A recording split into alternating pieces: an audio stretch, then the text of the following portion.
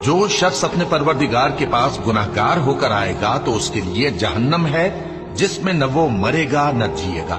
اور جو اس کے روبرو ایماندار ہو کر آئے گا اور عمل بھی نیک کیے ہوں گے تو ایسے لوگوں کے لیے اونچے اونچے درجے ہیں، یعنی ہمیشہ رہنے کے باغ جن کے نیچے نہریں بہ رہی ہیں، ہمیشہ ان میں رہیں گے، اور یہ اس شخص کا بدلہ ہے جو پاک ہوا۔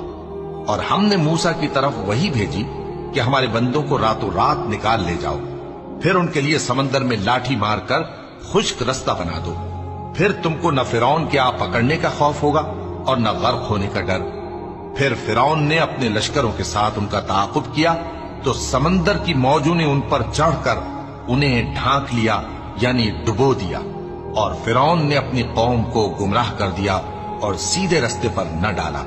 اے آل یعقوب، ہم نے تم کو تمہارے دشمن سے نجات دی اور تورات دینے کے لیے تم سے کوہ طور کی داہنی جانب مقرر کی، اور تم پر من اور سلوہ نازل کیا،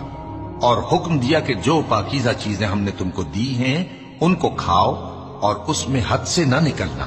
ورنہ تم پر میرا غضب نازل ہوگا، اور جس پر میرا غضب نازل ہوا وہ ہلاک ہو گیا۔